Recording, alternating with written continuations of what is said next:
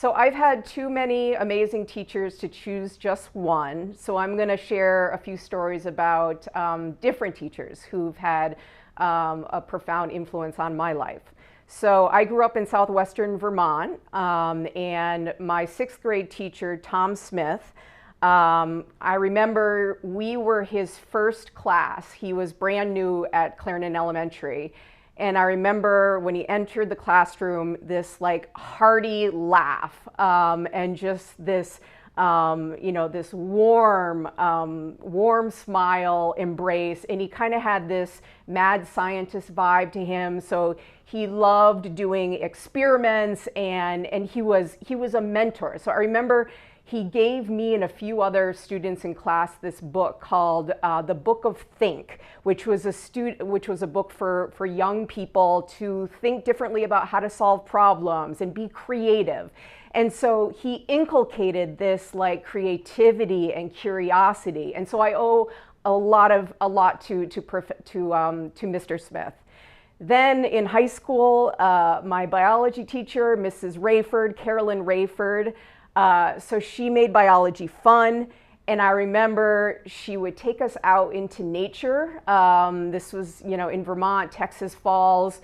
We would be out, we would be learning about different scientific things, and she just like inculcated a love of the outdoors, of nature. And then somehow she supported a science fair project that I undertook, which was focused on studying enzyme activity in spit. So I remember I was going all around collecting like spit samples from all these different students and people. Somehow, like thinking back, it's kind of crazy now, but this teacher was like, do it, follow the scientific process. So I owe her a lot, helping me to follow through with kind of difficult processes, let's say. And then, at Boston College, my undergraduate institution, I had two great professors, Donald Hafner, political science professor.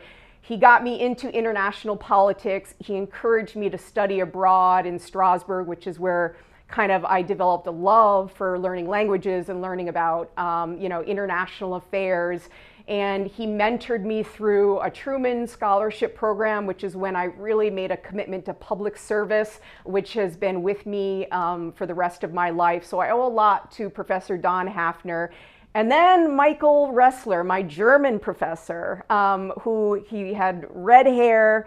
He loved Goethe, he loved Beethoven, and he loved snowboarding. And he's like, Maria, you've got to apply for a Fulbright scholarship, go study in Bonn, Germany, learn the language. And so that, again, set me off on a remarkable kind of international pathway. And then I owe a lot to my dissertation advisor, Eileen Babett at the Fletcher School of Law and Diplomacy.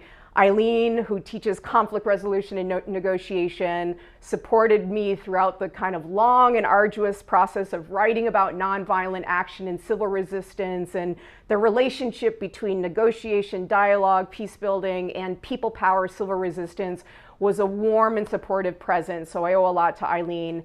And then my favorite teacher is my mom, Maryanne Stephan. She taught elementary school, third grade, for about 38 plus years. And she's just been a stalwart supporter of me.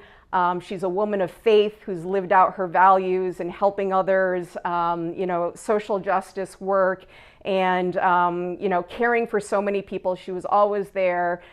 Sports, academics, when I went abroad, when I was in the State Department deploying to difficult places. So I owe a lot to my mom, my favorite teacher.